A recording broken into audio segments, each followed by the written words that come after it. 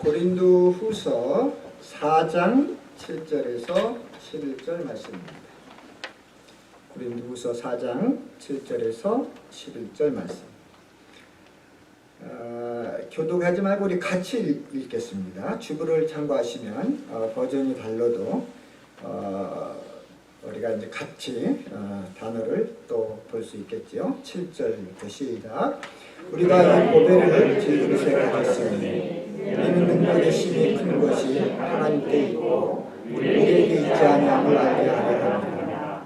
우리가 사방으로 교sam을 당하여도 쌓이지 아니하며 답답한 일을 당하여도 낙심하지 아니하며 핍박을 받아도 버림받지 아니하며 거꾸로 들임을 당하여도 망하지 아니하고 우리가 항상 예수 죽인 것을 몸에 짊어지니 예수의 생명도 우리 몸에 나타나게 하려 합니다. 우리 산 자가 항상 예수를 위하여 죽음에 넘겨오는 예수의 생명이 또한 우리 죽을 육체에 나타나게 하려 합니다. 아멘. 앉아주시고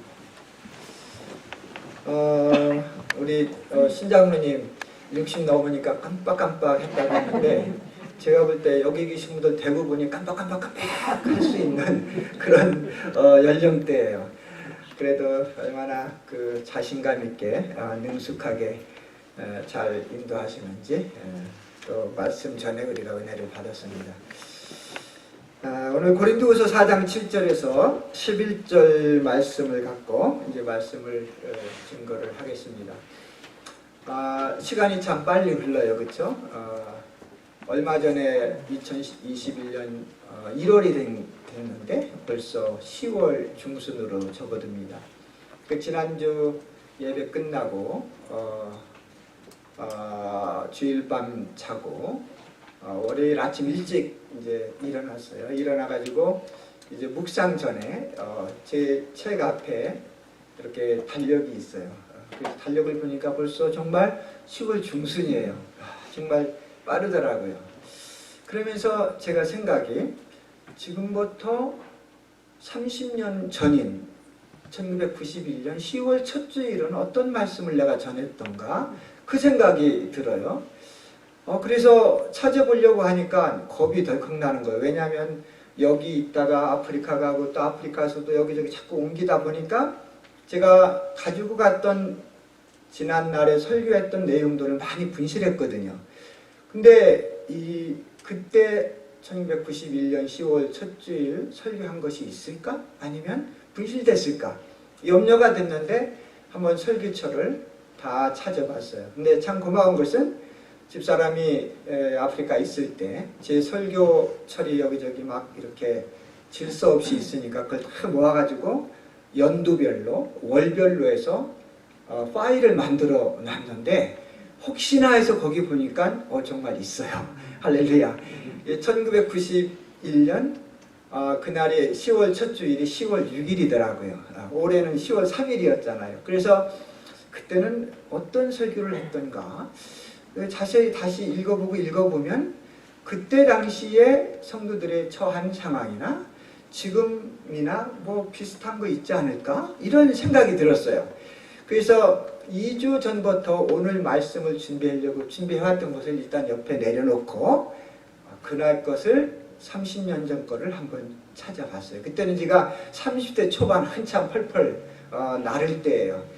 내공은 없어도 힘은 좋았을 때거든요. 그래서 한번 이렇게 봤는데 그 당시 제가 여기에 살았었어요. 이 벌크라는 데 살고 목회했는데 보니까 1991년 10월 6일 설교 제목이 뭐냐면 우리를 향하신 하나님의 뜻이 뭔가 이거였어요. 우리를 향하신 하나님의 뜻이 뭔가. 그래서 이렇게 보니까 그 당시에는 뭐 지금처럼 컴퓨터가 좋지도 않고 USB로 저장하는 것도 아니잖아요. 그때는 286 처음 나올 때 우리 교회 청년이 한 30명 교인 됐을 때인데 사준 거예요. 그러니까는 독수리 타법으로 쳐갖고 프린터도 드륵드륵 나오는 거 그걸로 하고 이렇게 했으니까 그 까만 디스켓이 남아 있을 리가 없는데 다행히 프린트 한 개씩 남아 있어서 봤더니 아주 오늘 설교를 그걸로 조금 이렇게 맞게 해놓은 게 좋겠다 그렇게 생각돼서 2주 전부터 준비한 걸 옆에 내려놨어요. 내려놓고 아주 뜨끈뜨끈한 밥을 오늘 다시 가지고 올라왔습니다. 나를 향하신, 우리를 향하신 주님의 뜻이 뭔가 차근히 읽어봤더니 중심이 뭐였냐면, 우리가 아무리 죽게 생겼어도, 아무리 삶이 힘들어도 죽겠다 죽겠다 소리 하지 말고 살겠다 살겠다 하자 하는 게 중심이었어요. 그래서 본문을 통해서 성도들에게 용기를 줘서 그대로 제가 본문을 오늘 설교에 이렇게 가져왔습니다. 죽겠다는 소리보다 우리가 열심히 살겠다라고 하는 자신감을 갖자, 그렇게 말씀을 전한 것이 중심이었어요. 근데 이 말씀을 이렇게 또 다시 준비하면서 제가 현 시대와 비교를 해봤습니다. 그때나 지금이나 죽겠다는 사람 그 소리가 줄어들지 않았어요. 정말 죽겠다, 코로나로 죽겠다, 코로나 그러니까 경제가 힘들어 죽겠고 집값이 오르고, 요즘 여기 집값이 얼마나 비싸요. 특히 노던 버지니아에 렌트비도 비싸고 차 사기도 정말 힘들고 죽겠다, 이런 소리들이 많이 나와요. 30년 그때보다 지금은 첨단 산업을 통해서 우리 육안으로 보이는 것은 빠르게 발전을 했지만 우리 내면, 속은 그때나 지금이나 별 다름이 없는 거예요. 화려하게 변하는 것 같지만 속은 계속 어려운 사정으로 오늘도 교민들이 살아가고 있는 것을 발견을 했습니다. 1800년 중반에 헝가리에 유명한 피아니스트가 있었는데 그 사람 이름이 프란츠 리츠라고 하는 분이었어요. 그분은 너무 유명한 사람인데 스트레스가 참 많았습니다. 여러분, 훌륭한 음악가들 스트레스 많아요. 그렇죠? 뭔가 프로페셔널한 사람들은 그만큼 스트레스가 있는 거예요. 근데 이분은 스트레스를 푸는 방법을 개발을 했는데, 사람들 만나면 재미있게 농담 던지는 게 스트레스를 푸는 방법이에요. 한번 여러분들 재택근무 많이 하시는데 한번 아내에게, 자녀들에게, 어른들에게 그렇게 한번 재미있는 농담을 만들어 던지면 스트레스가 많이 해소될 거예요. 한 번은 이 리츠라고 하는 분이 해외여행을 떠났어요. 이제 호텔에서 묵게 됐는데, 호텔에 들어가니까 프론트에서 숙박계를 내주면서 적어달라고 그랬어요. 그래서 이 리치라고 하는 사람이 숙박계를 다 적어서 냈습니다. 프론트에 있는 직원이 이렇게 받아보고서 직업이 음악가구나, 출생지는 파르나소, 그 지역을 이름해야겠죠, 헝가리 지역. 그러고 나서는 눈이 뚱그려가지고서 말을 못하는 거예요. 그러더니 이 리치한테 묻기를, 아니 방랑의 나라가 어디죠? 출국한 나라를 썼는데 출발지가 어디냐, 이렇게 방랑의 나라 이렇게 쓴 거예요. 방랑의 나라가 어디죠? 그리고 다음 목적지가 어디냐 그랬더니 진실의 나라 이렇게 쓴 거예요. 그러니까 도저히 저는 처음 들어본 나라니까 이게 어딘지 좀 설명을 해달라고 그렇게 해서 놀라운 그러한 그 재밌는 얘기가 있다고 그래요. 저는 그거를 보면서 그 리츠가 살고 있던 그 시대가 얼마나 고달프고 또 진실이 실종되었으면 출발지를 방랑의 나라라고 하고 목적지를 진실의 나라라고 썼을까. 그 속에 담겨있는 의미가 있더라고요. 우리가 잘 아는 종교개혁자 마틴 루터는 그런 말을 했어요. 내가 만일 하나님이라면 이 지구 덩어리를 당장 오른발로 차서 버리겠다. 그런 말을 했어요. 그때도 세상 살기가 쉽지 않았다는 의미입니다. 근데 저는 그런 것을 이렇게 다시 한번 생각하면서, 루터 같은 사람이 하나님이 안 되길 너무 다행이다. 만약에 하나님이 그런 하나님이었으면 우리 다 이렇게 차버림을 당했을 텐데 그렇지 않고 지금까지 살려주셨구나. 여러분, 루터가 리츠라는 사람보다 400년 앞선 사람이에요. 루터가 살던 1400년대, 1500년대 초와 또 리츠라고 하는 사람이 살았던 1800년대 중반이나 30년 전에 설교했던 그때나 지금이나 사람들의 사는 환경은 다 비슷합니다. 그렇다면 우리는 어떻게 살아가야 되느냐, 지금 현재 그분들은 다 지나간 사람들이에요. 현재 우리는 어떻게 살아가야 되느냐? 힘들 때 죽겠다 죽겠다 이렇게 하고 살아가야 되느냐? 아니면 나는 당당하게 예수님의 피로 구원받은 사람이니 살아야 되겠다는 마음으로 살아야 되느냐? 후자겠지요. 그렇죠? 자, 오늘 본문을 통해서 이 점을 좀 생각을 하고 싶어요. 우리를 향하신 하나님의 뜻, 주님의 뜻, 예수님의 뜻은 무엇일까? 첫 번째로 우리가 죽지 않고 사는 겁니다. 할렐루야. 환경의 열악감과 삶의 고달픔이 물려와도 죽을 것이 아니라 예수님 안에서 산다. 이런 자신을 갖고 살아야 해요. 오늘 7절을 한번 보세요. 우리가 이 보배를 질그릇에 가졌으니 이는 심히 큰 능력은 하나님께 있고 우리에게 있지 아니함을 알게 하려 함이라. 보배, 여기 보배는 복음의 능력이에요. 말씀의 능력이에요. 예수님 그 자체가 자신이 능력이에요. 이 놀라운 능력을 우리 질그릇 같은 깨지기 쉬운 연약한 우리 존재들에게 주셨는데, 그러므로 우리는 죽겠다가 아니라 살겠다 하는 것입니다. 질그릇 같은 연약한 우리를 강한 모습으로 바꿔주는 보배, 복음의 능력, 말씀의 능력, 예수님이 죽으시고 부활하신 그 능력이 저와 여러분을 잡아주시니까 우리는 죽겠다가 아니라 살겠다입니다.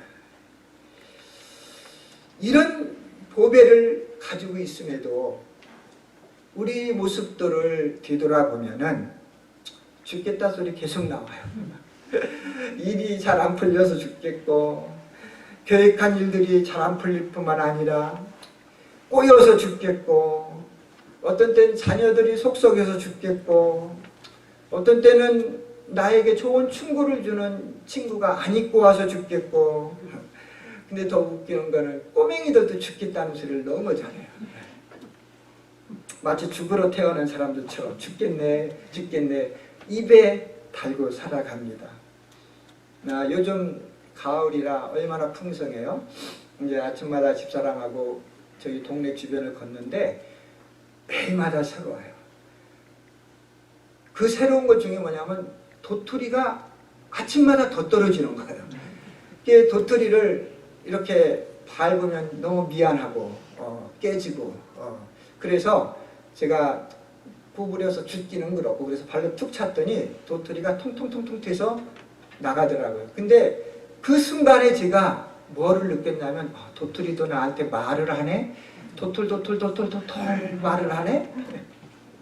그러면서 아이고 아파 죽겠다 하고서 도토리가 튀어가는 그런 기분을 느꼈어요.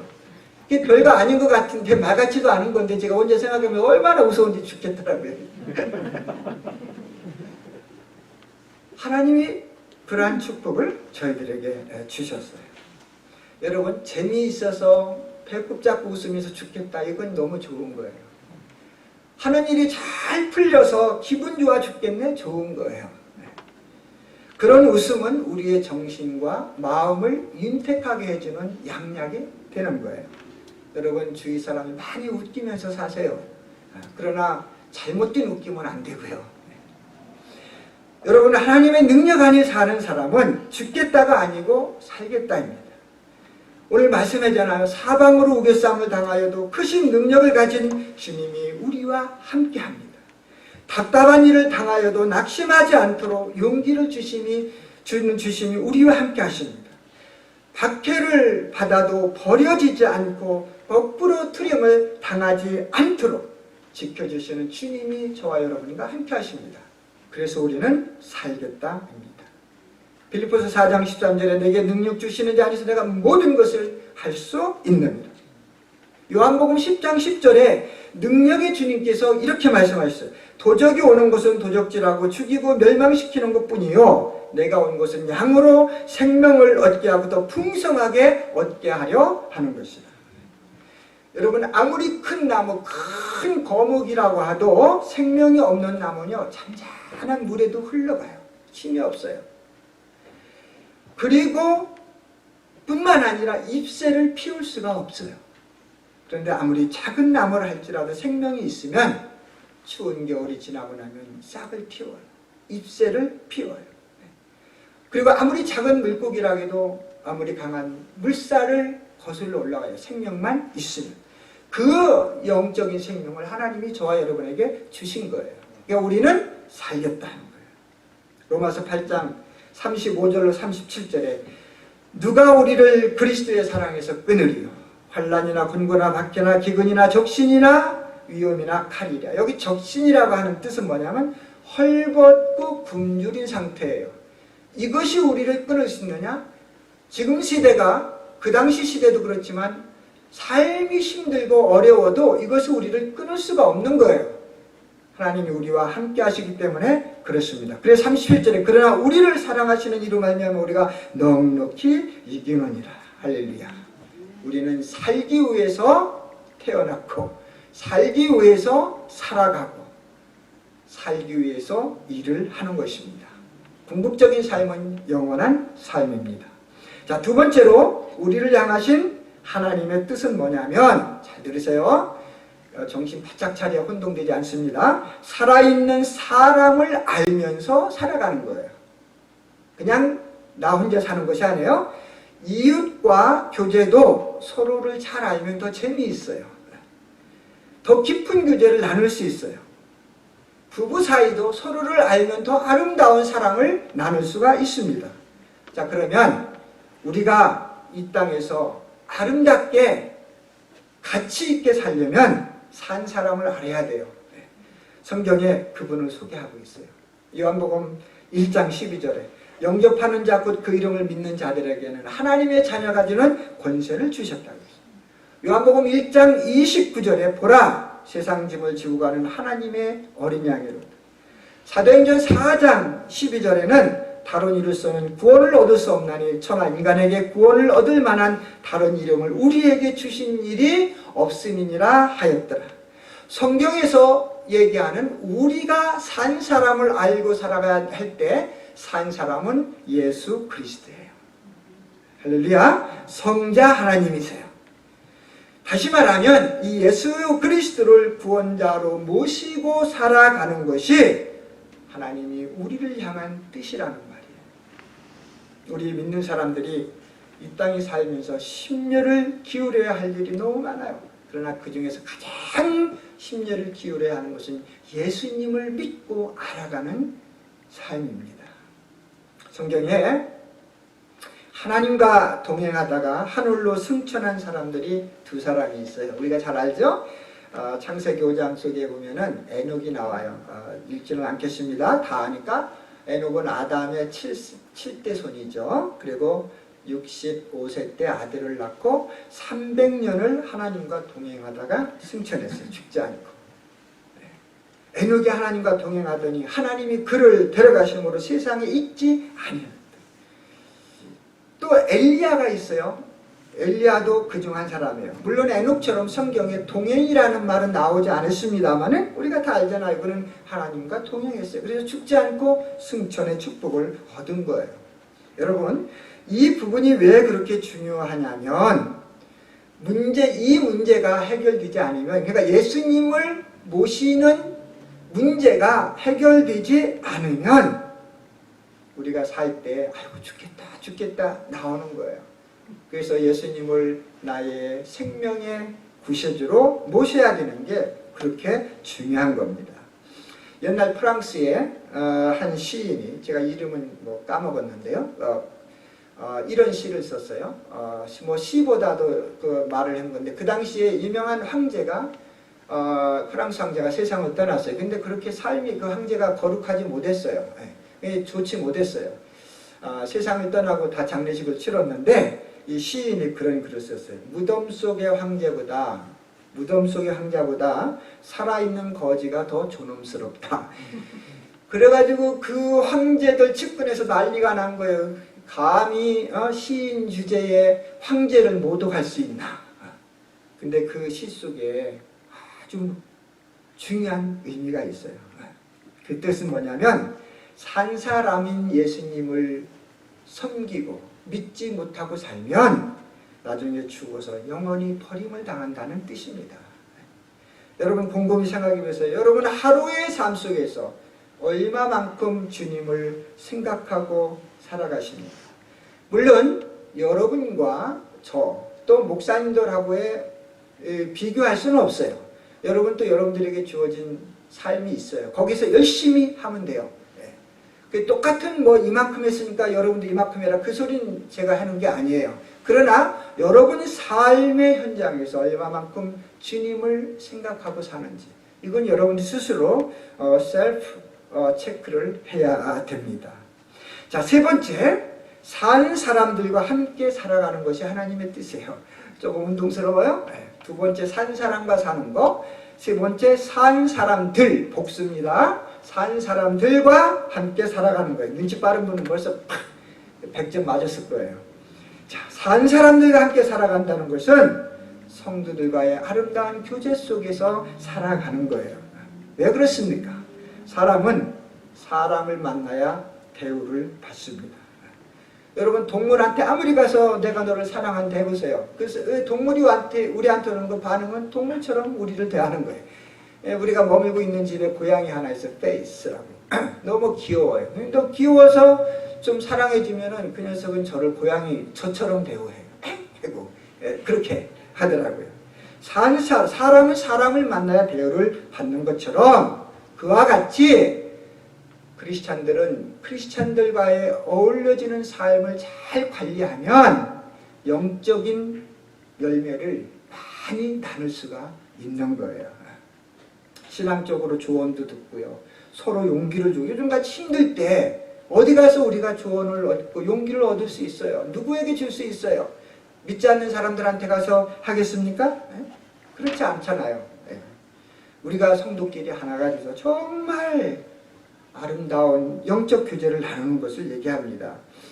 1990년으로 제가 기억을 하는데, 이 지역에서 개척했을 때요. 정말 저희 집 우리 부부 둘하고 아이들 둘하고 요만한 꼬맹이도 둘이죠. 이렇게 개척을 했는데 정말 힘들게 한 사람 한 사람 얻을 때요. 그래서 그 벌크의 자이언트 그 앞에 가서 이제 아이들을 손잡고, 베이비시트 하면 돈 들어가니까 그때 힘드니까 이따가 어느 여인을 만났어요. 근데 그 여인도 보니까는 우리 아이들하고 비슷한 남자애를 둘을 데리고 자이언트에 왔더라고요. 그래가지고 가서 얘기를 하고 싶은데 우리 아이들 보니까, 그리고 또 그 여인이 잡은 아이들 보니까 용기가 안 나는 거예요. 아니, 생각해보세요. 젊은 사람이 그 아이 둘 있는 여인한테 가서 말하면 다른 사람이 볼 때 저 사람들 애가 4명이나 있네? 이렇게 생각할 수 있잖아요. 그러니까는 조마조마하는데 제가 얘기를 걸까이다 못하고 파킹락까지 따라 나와서 아주 용감하게 제가 얘기를 했어요. 저 이러이런 사람인데 예수님 믿으십니까? 그랬더니 아니요. 그러더라고요. 올건이 됐다. 그러면 제가 자매님 집에 한번 방문해서 남편하고 얘기 좀 할 수 있을까요? 그랬더니 오세요. 그러더라고요. 왜 날 잡아서 갔어요? 갔는데 딱 안에 들어갔더니 술판이 벌어진 거예요. 제 또래, 그 당시 제가 30 초반이니까 제 또래 너댓 명이 앉아가지고 이렇게 술판이 벌어졌는데, 제가 갔더니 그 시장에서 만난 여인이 여기 목사님이시래요. 잠깐 오시라 그랬어요. 그러더라고요. 그랬더니 술판에 앉아있던 분들이 뭐라고 얘기하냐면 목사님 젊으시네? 한 잔 드세요. 그리고 저한테 술을 한 잔 주시더라고요. 제가 받을게요? 안 받을게요? 네, 받아서 다른 분에게 앞에다 놨어요. 그리고 그때부터 교제가 됐어요. 교제가 돼갖고 거기 있는 사람들이 다 예수 믿었어요. 그리고 어떤 분들은 LA로 이사도 가고 또 다른 지역으로 이사 갔는데, 그 중에 한 분이 저희 교회에 계속 출석해서 세례받고 집사님이 돼서 지금까지도 우리 선교회에 재정부 집사님으로 수고를 하세요. 황치은 장로님은 누군지 금방 아실 거예요. 제가 산 사람들과 살아가라고 하는 말은 불신자들과 담을 싸라는 얘기가 아니에요. 여러분, 그럼 어떻게 우리가 전도를 해요? 그 얘기는 뭐냐면 불신자들을 만나서 전도할 수 있는 힘을 산 사람들과의 교제 속에서 얻는 거예요. 그래서 산 사람들과 살아가라 그랬습니다. 자, 로마서 12장 5절에 이와 같이 우리 많은 사람들이 그리스도 안에서 한 몸이 되어 서로 지체가 됐다 그랬어요. 마가복음 2장 3절로 4절에 사람들이 한 중풍병자를 메고 4명의 사람들이 메고 예수님께 내리는데 사람이 너무 많아서 지붕을 뚫고 내렸어요. 예수님께서 고쳐주셨어요. 무리들 때문에 예수께 데려갈 수 없으므로 그 계신 곳에 지붕을 뜯어 구멍을 내고 중풍병자를 들은 상을 내려놓았다고 했어요. 예수님이 고쳐주셨어요. 자, 이 4명의 친구들이 왜 중풍병자를 내려놨을까요? 거기까지. 비록 내 친구가 중풍병에 걸렸어도 우리는 그와 함께 살고 싶다 하는 거예요. 아름다운 우정이죠. 그래서 우리는 산 사람들과 함께 살아가야 돼요. 왜 산 사람들과 함께 살아가냐? 다른 의미는 떨어져 있으면 사탄에게 먹힙니다. 저는 아프리카에 있으면서 그런 걸 너무 아주 즐기게 봤고요. 볼 때마다 아주 심각하게 생각을 했어요. 교인들이 똘똘 뭉쳐서 잘 살아가지 아니하면 사탄이 나중에 떨어진 사람을 잡아먹어요. 동물들이 아무리 약한 동물이야 똘똘 뭉쳐 있으면은요, 이 맹수들이 못 건드려요. 그래서 맹수가 작전을 쓰는데 무슨 작전을 쓰냐면 흐트러뜨리는 작전을 써. 그때 흐트러져서 하나 떨어지면 잡아먹는 거예요.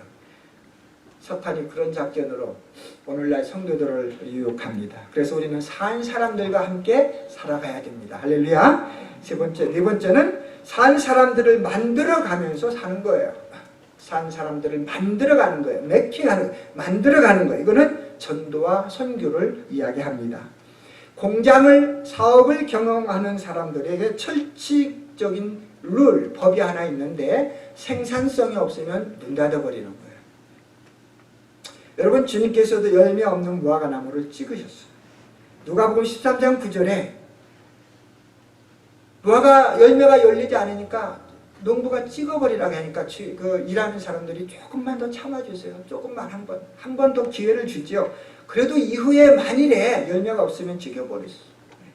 마가복음 11장 24절 영원토록 열매를 못하도록 예수님이 저주한 사건도 나와요. 오늘 이 무화과 나무의 비유가 옛날 비유로 끝나지 않아요. 이스라엘 백성으로 끝나지 않아요. 왜? 우리가 영적인 이스라엘이기 때문에 오늘날 교회들이 열매가 맺지 않으면, 산 사람들을 만들어가는 삶을 살지 않으면, 전도와 선교를 하지 않으면 우리도 모르게 교회 안에 시들림이 온다는 거예요. 여러분, 건강한 분이 나중에 검사를 받고 건강검진을 받고 중병에 걸려가지고 땅을 치고 통곡하는 분들 많이 보잖아요. 우리가 겉으로 볼 때는 건강한 것 같지만 전도와 선교의 열의가 식어지면 교회에도 심각한 암이 발생할 수 있다는 것을 오늘 우리가 알아야 합니다. 그래서 디모데후서 4장 2절에 너는 때를 얻었든지 못 얻든지 항상 힘쓰라 그랬습니다. 30년 전에 그 당시에 그 설교에서 제가 다시 이렇게 생각을 한 거예요. 이 한인 이 지역의 버지니아에 조그만 광고지가 많이 돌았어요. 한인 마켓들 광고지가 많이 돌았는데 어느 복덕방에서 광고할 때 그렇게 썼어요. 저희는 교포 여러분들께 좋은 곳을 소개하는 것을 기쁨으로 여깁니다. 그래서 그 당시에 제가 정말 그대로만 하면 좋겠다 이런 생각을 했어요. 근데 우연히 제가 며칠 전에 지인이하고 이렇게 어디 가면서 제가 그 차 뒷좌석에 앉았는데 중앙일보 한인 그 업수록이 딱 이만하게 나와 있더라고요. 그래서 이 말씀을 준비할 때니까 해가지고 꺼내서 이렇게 봤는데 겉페이지부터 서너 페이지를 봤더니 여러 광고가 나오는데 그 중에 척추병원에 대해서 광고가 꽤 나와 있었어요. 여러분 한번 보세요. 제가 거짓말 절대 안 하니까. 중앙일보 업수록 2021년 거기 보니까 겉페이지에서 보니까 첫 상담 무료, 경험 풍부함 이렇게 써있고 어떤 데는 편안한 나라, 척추신경. 근데 여러 광고 중에서 제 눈에 탁 들어오는 게 뭐냐면 전문가는 저절로 만들어지지 않습니다. 자신 있다는 얘기죠. 척추를 치료하는데 멋있는 광고였어요. 여러분, 우리 그리스도인들이 그런 영적인 복덕방이 되어야 돼요. 그런 영적인 한방병원이 되어야 합니다. 이 그레이스 바이블 성경교회 이 교회가 전도와 선교에 있어서 자신 있는 교회가 되기를 주의 이름으로 축원합니다. 사람이 오면 편안함을 느끼는 교회가 될 수 있도록 경험을 풍부하게 쌓아서 나누는 교회, 더 나아가 전문가로 저절로 만들어지지 않다겠는데, 전문가는 저절로 만들어지지 않는다고 했는데, 모든 교인들이 더 많은 훈련을 통해서 전도와 선교에, 세계 선교에 앞장서는 전문가가 많아지는 그런 교회가 되기를 간절히 축원합니다. 이제 마지막 5번째로 끝낼게요. 주님의 우리를 향하신 뜻은 너무 중요해요. 합력하여 선을 이루는 것입니다. 로마서 8장 28절. 로마서 8장 28절. 우리가 알거니와 하나님을 사랑하는 자 곧 그 뜻대로 부르심을 입은 자들에게는 모든 것이 합력하여 선을 이루느니라. 여러분 28절을 읽을 때 어떻게 읽었어요? 모든 것이 협력하여 선을 이루느니라 그랬죠? 잘 보세요. 협력이에요? 합력이에요? 성경을 우리가 대충 읽지는 않겠습니다만은 그냥 대충 읽으면 또 안 돼요. 합력하여 선을. 여러분 협력과 합력의 의미는 조금 달라요. 이걸 제가 오늘 포인트로 가지고 여러분에게 말씀을 증거할게요. 합력과 협력은 좀 달라요. 자, 협력은 뭐냐면 그 의미 내면 속에 동업자의 의미가 들어있어요. 협력은 예를 들자면 어떤 비즈니스를 하려고 할 때 내가 만불을 낼 테니까 당신도 만불을 내십시오. 이게 협력이에요. 나는 만불을 냈는데 당신이 1000불 냈으면 나 기분 나쁜 거예요. 통업하자고 해놓고 기분 나쁜 거예요.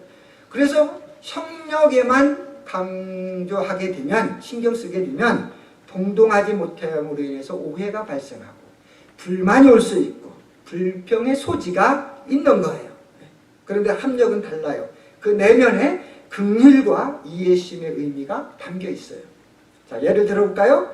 내가 만불을 냈어요. 근데 저분은 만불 낼 줄 알았는데 1000불만 냈어. 알고 보니까 있는 데서 최선을 다해서 낸 거야. 그 내 쪽에서 어떻게 해야 되냐면, 왜 당신은 1000불만 냈냐고 하지 말고, 야, 그렇게 최선을 다했구나. 그러니까 비록 1000불을 냈어도 나하고 만불 난 거와 똑같아 해서 그 사람을 받아들이는 거예요. 이해하는 거예요. 이게 긍휼이잖아요. 그리고 사업을 시작하는 거예요. 덜 드린 사람을, 그 사람의 최선을 생각하고 나와 똑같이 받아들이는 것이 합력입니다. 내 이웃이 보여준 최선의 마음에 찬사를 보낼 줄 아는 사람이 긍휼의 사람이요 자비의 사람입니다.